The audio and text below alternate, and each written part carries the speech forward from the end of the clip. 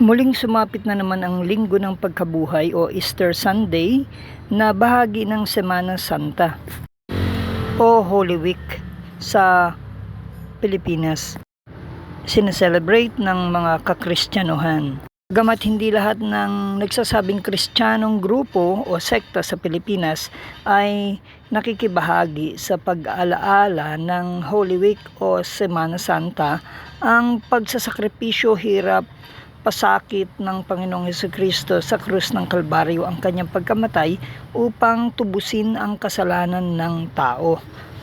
Si Hesukristo ay pinadala ng Ama mula langit, nagkatawang tao, at nangaral, nagpagaling, nagmilagro, at naghabilin, nagturo ng mga dapat na pamumuhay ng isang tao na sasampalataya o mananalig o lalo na yung susunod sa kanya. May mga requirement na binanggit siya at ganun din ang mga alagad kung paano tayo mamumuhay bilang isang mananampalataya na kung tunay nga na nagsuko ng buhay at nagdesisyong tumalikod sa kasalanan at nagdesisyong magsisi sa kasalanan at tanggaping si Jesus at mamuhay ng ayon sa gusto niya. Kung kaya matapos niyang ganapin sa krus ng Kalbaryo sa Golgotha sa Jerusalem ang kaganapan ng kamatayan niya bilang act ng pagtubos sa kasalanan ng tao. Pero hindi nangangahulugan Kristiyano na kagad ang tao o anak na ng Diyos. Kung siya ay namatay, kinakailangan merong gawing bahagi ang tao ng pagtanggap sa kanya at pagsunod, pagkilala, pagtupad sa kalooban ng Ama sa langit. At bahagi pa rin dito yung paglayo sa kasalanan, pagpapalago. Mahalaga yon dahil may babala sa hindi lalago. Kinakailangan din yung pagsunod, yung gaya ng sa mga pag-aakay, pagpapalakas sa mga nanghina, mga natisod, paglaban sa mga gawa ng kalaban, ng dyablo, ng mga alipores ng dyablo, ng paggamit sa dyablo sa mundong ito. Kinakailangan maging asin at ilaw, hindi dapat maging dilim. Kinakailangan na antayin yung pagbaba ng banal na espiritu na siyang Diyos na kasama mo na mag-guide sa iyo. Dahil maraming iba, walang Holy Spirit, walang gabay ng banal na Espiritu Santo, at nagpatuloy pa sa kasalanan, nagbalik baboy sila. So, may inihabilin ng Panginoon din bago nung siya ay nabuhay na maguli, nung namatay siya, nilibing siya, nung nabuhay siya maguli, mayroong inihabilin. At nung nabuhay siya muli, Easter Sunday na pumapatak na Linggo ng Pagkabuhay, meron siyang inihabilin kung ano yon, na tayo humayo, ipangaral mabuting balita. Okay, bautismuhan sila sa ngalan ng Ama, Anak, Espiritu Santo.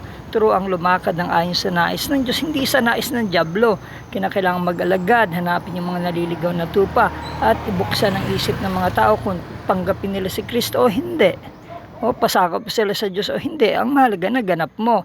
Pero dapat intentional tayo. Dapat makita sa buhay natin, dapat matuwid tayo, blameless, dapat holy, dapat tayong mag-mature, dapat tayong maging perfect as God is perfect. Hindi, sa iba hindi itinuturo yan. Kaya walang paglago, kaya walang makitang Kristo sa buhay nila, walang hindi sila mapaniwalaan. Kaya yun yung tinuturing na patay ang pananampalatayang hindi gumagawa o hindi talaga makita. Wala talagang no indwelling Holy Spirit. Kaya ang sabi ng Panginoon, ang walang Espiritu ng Diyos, wala pa talaga kay Kristo.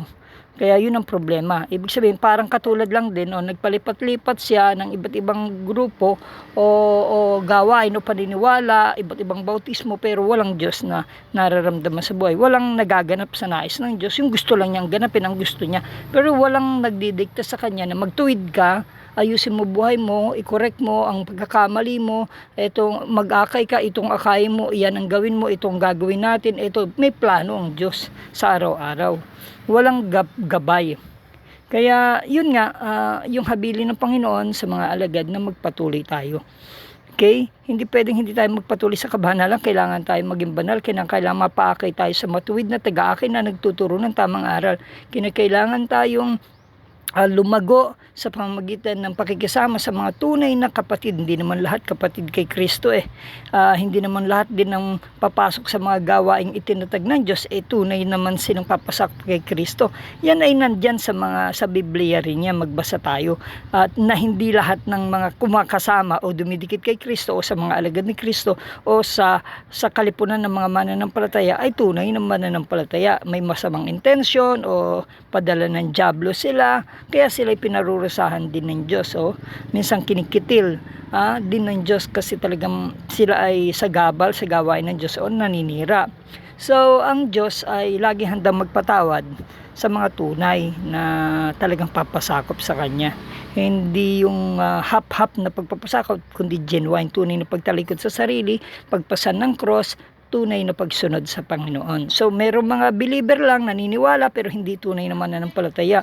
Meron namang naniniwala lang sa aral ni Kristo sa Biblia na siya ang tagapagligtas pero hindi siya tunay na tinanggap, pinapasok sa buhay upang paghariin sa buhay nila at sundin ang lahat ng nais ni Kristo. Hindi sila talaga followers o tagaganap ng kalooban ni Kristo, then hindi sila kabilang. Pero may mga aral na mga grupo na mali na basta kilalanin mo siya na sa utak mo o sa puso mo pero walang makikita sa gawa.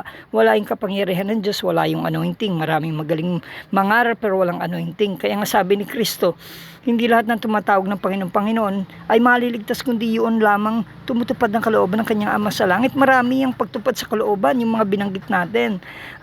Marka ng isang tunay na Kristiyano dapat makita, ginagawa mo yung tungkulin mo, lumalayo ka sa kasalanan, tunay kang tumatalikod sa kasalanan, tunay kang nag-aalagad ni Kristo, tunay na may espiritu ka ng Diyos. Yan yung mga dapat makita marka. Alam nga namang marka ng diablo sa buhay mo. So sabi niya, kundi yun lamang maliligtas, yung tumutupad lamang. So kaya maraming mawawaw, malio na madidisib sila ng diablo sa pag-aakalang just nagbibigay sila, nagkakaloob sila, tumutulong sila ng malaking gawain sa Panginoon, sila ay nangangaral, nagpapalayas ng demonyo, iligtas sila. Hindi. Sabi ni Kristo, pagdating nga ng paghuhukom, marami pang yayabang sa Kanya o maraming magsasabi sa Kanya, nangaral kami, nagpalayas ka nga kami ng demonyo, di ba? Sasabihin nila kay Kristo, kami ay gumawa ng dakilang bagay sa pangalan ng Diyos ni Kristo. Kami ay kami ay nanalangin, nagpagaling ng may sakit, kami ay yung nag-ala propeta pa. O, di ba? Anong sasabihin ni Kristo? Hindi ko kayo nakikilala, lumayo kayo sa aking harapan, mga mapaggawa ng masama. Kahit sinabi rin niya sa Revelation 22 na sa huling araw, ang masama magpapakasama, ang madumi magpapakadumi, ang banal magpapakabanal. Dahil may tutong banal at binanal ang sarili nila, lumakad sa kabanalan, sila magpapatuloy sa kabanalan, at yung matuwid ay magpapatuloy sa katuwiran at sa kabutihan. Hindi maliligtas sa nagpapatuloy sa kasalanan. So dapat alam natin yung tamang aral ni Kristo at ng mga alagad niya, hindi yung sariling aral mo o sariling aral nung nagtayo lang ng simbahan o nagtayo ng isang gapilya o gawain. Tingnan mo yung aral niya kung dali yung aral ni Kristo at ng mga alagad. Baka hindi niya type yung aral ng alagad, tanggalin. Hindi niya type yung aral ni Kristo tungkol sa immorality, sa homosexuality, tanggalin yan. May sarili tayong pananaw. Hindi na aral ni Kristo yun. Hindi, mabait naman ng Diyos. Yan naman yung mapagpatawad, maski pahigit pa sa anumang bagay. Maintindihan na niya. Hindi ganun ang aral ni Kristo. Iba yung aral ni Kristo. Kailangan kang sumunod. Obedience is better than sacrifice.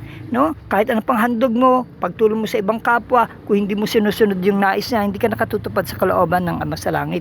Yung magtuloy ka lang sa kasalanan, yung hindi ka magpalago, talagang puputulin, itatapong ka sa dagat-dagatang apoy o sa apoy.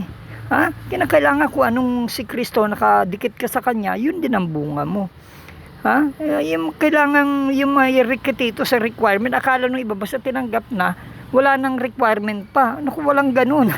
Kaya nga ang daming babala ni Kristo May genuine, merong mauubusan ng langis, hindi makakapasok sa langit, akala nila makakapasok, hindi.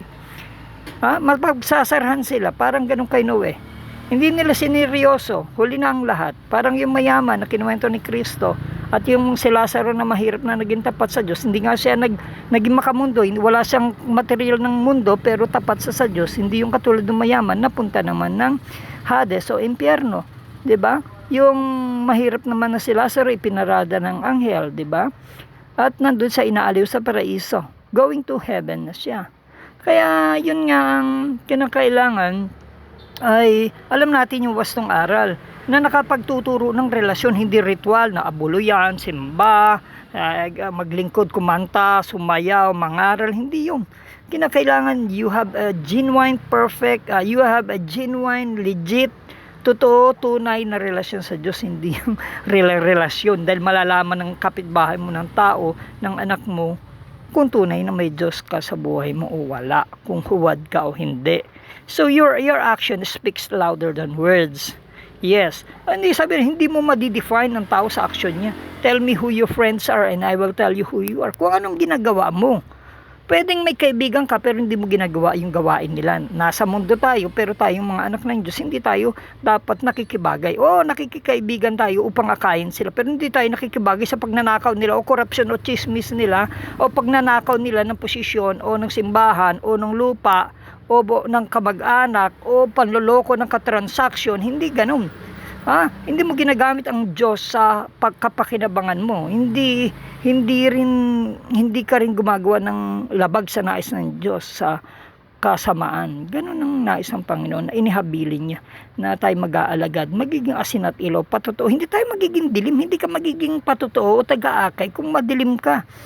Walang maniniwala. Let your light shine before men that they may see your good deeds and praise your Father in heaven. Yan ang mga dapat alam natin na kala nila basta alam mo nang namatay si Kristo, isinilang siya, alam mo na siya. O naniniwala ka rin naman, di ba relasyon yun? May nagsabi sa akin gano'n. Kung sa pananaw mo relasyon na iyon, hindi. Tanungin mo sarili mo kung may relasyon ka. Kung alam mong nabubuhay ka sa Diyos na karelasyon mo. Kung wala kang karelasyon, di wala. Kung meron kang girlfriend, di may girlfriend. Kung may boyfriend ka. Kung may anak ka, may anak. Nag-uusap kayo. O asawa, kung wala, di wala. Kung may Diyos, di may gumagabay sa iyo yung Diyos. Ginagabayan ka niya at talagang nangungusap ang Diyos sa iyo araw-araw. Nakatira ang Diyos sa templong katawan mo. Ganun lang yun madali lang mag-akala may Diyos ako sapagkat ako'y may pera, mayaman ako, sapagkat ako'y buhay pa. Lahat yan may ganyan din, pero yung pagkakaroon ng tunay na Diyos sa buhay ay makikita ito sa pamumuhay mo. Makamundo ka ba? Kailangan mayaman ako para maka-Diyos ako. Hindi yan ang pamantayan ni Kristo. Kahit mahirap, kung may Diyos kang kasama at kinakausap ka ng Diyos, kinakausap mo ang Diyos, tunay na may relasyon kayo at hindi ka mahala, hindi ka manyakis, hindi ka makamundo, makayaman, katanyagang kapangyarihan, kundi maka-Diyos ka talaga, sinusunod nyo lahat ng nais niya. Hindi ka naiinganyo sa makamundong bagay o dikta ng dyablo sa buhay mo. Hindi ka pwedeng tuksoyin ng basta pera-pera, hindi ka pwedeng tuksoyin ng babae dahil maka-Diyos ka na nga at magsuko ka na ng buong buhay mo sa Panginoon. Yan yung gusto ng Panginoon sa hindi ka pwede makapaglingkod ng dalawang master. Kaya yung pagiging tunay na Kristiyano ay makikita sa pagkatao mo. Maging yung iba naman ayaw maniwala sa iyo dahil ayaw nila ng buhay na tinatahak mo. Ang gusto nila makamundo. Hindi mo sila maaakay talaga dahil talaga hindi sila pa Diyos. Gusto nila siya ang Diyos nila sarili o ang dyablo, yung kamunduhang ito. Pero ang mahalaga, alam nila na ikaw ay maka-Diyos. Ang mahalaga, nagsisilbing ilaw asin ka. Kahit ayaw nilang tanggapin yung ilaw na dinadala mo sa kanila, yung landas na tuwid. So, hindi naman lahat maliligtas, konti lamang ang dadaan sa makipot na landas na nais ng Panginoon na ang dulo ay kaligtasan, buhay na walang hanggan, at ang gusto nila sa maluwang na daanan na duli ka pa kamatayan.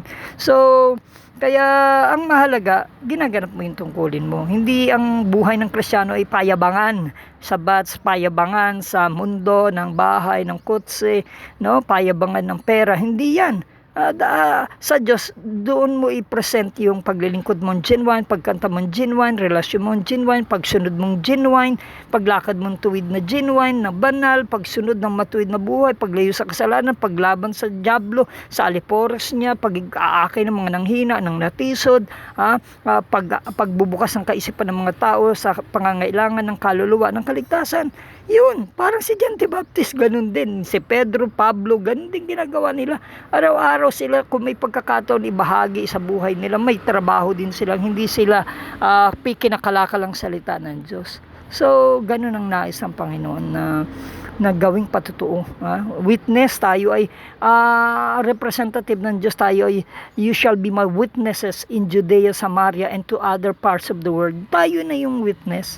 Yan yung habilin ng Panginoon. Baka pagkatapos ng Semana Santa ng linggo ng pagkabuhay na nagsimula sa Palm Sunday at Biyernes Santo, wala na. Wala na naman, balik kasalanan. Sa susunod na lamang na Semana Santa, tayo magsisi na naman, isang linggong kabanalan, walang kasalanan na naman, tipirin ang sarili, o tayo magpasting, o tayo ay magbanal, o makadiyos. Ang gagawin lang natin, huwag magsasalita ng masama. Tapos huwag tayong gagawa ng kalokohan, ng kasarapan sa buhay. Pero after niyan, balik kasalanan, balik makamundo. May panahon na naman na second na year na susunod na taon ng Holy Week. Doon na naman tayo mag-aala Holy, magsasemana Santa. Hindi ganun. May expectation ng Diyos every day, kahit hindi Pasko, hindi bagong taon, kahit hindi Pasko, kahit hindi Semana Santa, we should live a holy life. We should live for God, na sundin ang kalooban niya. Marami iyan, at tayo ay ganapin ang kalooban ng Diyos, na tayo ay lumayo sa kasalanan. Tayo ay kawal ng Diyos, representative, ambassador tayo ng Diyos, witness tayo sa buong mundo ng Diyos, hindi ng dyablo, ng Diyos, ni Kristo. Pero kung magnanakaw ka, mangre-rape ka, mangaagaw ka ng hindi iyo, ikaw ay mas kilala ka pang politiko, mas kilala ka pang magnanakaw, mayabang, mas kilala ka pang mayaman kaysa kay Kristo, ay hindi si Kristo ay tinatanyag mo, kundi sarili at yung yaman ng dyablo na inaalok sa iyo. 'Di ba si Kristo inalok ng dyablo ng katanyagan, karangyaan, kapangyarihan, sambahin lang daw ang dyablo. Ang sabi ng Panginoon, Diyos lang sasambahin mo, lumayas ka Satanas. Kaya mayroong expectation ng Diyos sa atin. Siguraduhin nating nakatutupad tayo hanggang wakas ng tapat tayo. Ang takbuhin pinatatakbuhan sa atin ay dapat matakbo natin ng tama, ng makadiyos. Ang pakikipaglaban sa mundong ito, sabi ni Pablo, ay dapat mapagtagumpayan natin yung a good fight of faith ng pananampalataya. Hindi tayo nakikidyablo. Yung kung anong gamit ng Diyos sa buhay natin, nung tunay tayo nagsuko, ay kung hindi ka patunay na nagsuko, paano mo magagamit ang buhay mo para sa nais ng Diyos, sa kaligtasan ng iba, sa pagpapatotoo sa iba, kung hindi ka patunay na nagsuko, di ba? Half pa, o hindi pa tunay, hindi pa genuine. Akala mo ligtas ka na, akala mo ikaw may Holy Spirit, na hindi. Kaya kinakailangan nyo tunay pagtalikod. Sabi nga ni John the Baptist, nang nangaral siya nung malaki na si Kristo at inihanda niya yung landas ng Panginoon, sinabi niya, kailangan kayong magsisi muna sa inyong kasalanan, tumalikod sa kasalanan, then magpabautismo. Yan din ang sinabi ni Pedro sa Acts chapter 2, na magsisi ng kasalanan, tumalikod sa kasalanan, at magpabautismo na bilang kapahayagan na ikaw ay patay na at nabubuhay ka na para kay Kristo. Ipapalo mo sa lahat yan, hindi mo itatago. At sabi niya, diyan kayo bababaan ng Holy Spirit at diyan pa lang kayo mapapatawad. Kailangan meron kang ganun na decision, hindi yung suko-suko-sukuan, hindi kung kailan mo pa gustong sumuko, hindi. Yung sumuko ka na ng diretsuhan, natatalikuran mong kasalanan, mag-decide kang tumalikod sa kasalanan, mag-decide kang lumakad para sa Panginoon, magpatotoo na sa lahat. Yun, siguradong doon ka palang mapapatawad at doon ka bababaan ng Espiritu Santo. So, kaya suriin natin ang ating mga sarili. Sabi sa 1 Corinthians na sinabi ni Pablo na suriin natin ang ating mga sarili kung tayo sa Diyos nga. We have to check. Akala naman natin kung naglilingkod tayo habang gumagawa tayo ng kasalanan, tayo sa Diyos na nabayaran na, nagsisi na tayo. Hindi naman natin iniiwanan, hindi tinutuwid. Hindi, wala rin lang silbi. Kaya may panalangin, may pagsisisi, mayroong paghahandog, mayroong pagkanta, mayroong paglilingkod sa Diyos, pag-aalay na hindi tanggap ng Diyos. Nabibingi siya, hindi niya napapakinggan ng panalangin, hindi niya tinatanggap ang mga handog natin kung hindi natin inaayos yung dapat nating ayusin, lalo na yung kasalanan sa buhay natin, ang pagtutuwid, ang tunay na pagsuko sa Diyos. Kaya yung mensahe talaga ng Easter Sunday, yung muling pagkabuhay, ay kung ano yung nabuhay siya, anong hinabili niya sa mga alagad niya. At lahat ng mga sinalita niya nung buhay pa siya at nung nasa krus siya na mag-alagaan kayo, magtinginan kayo, ay gawin natin. Okay? Yun ang tungkulin natin sa Diyos. Patotoo tayo ng Diyos, hindi tayo dilim, hindi tayo patotoo ng dyablo. Hindi, wag natin hangarin ang makamundong bagay, kundi makalangit na bagay, mag-ipon tayo ng tunay na kayamanan sa langit. Yan ang higit. Wag natin pagkaperahan ng gawain ng Diyos, ng salita ng Diyos. Tunay tayong maglingkod sa Diyos.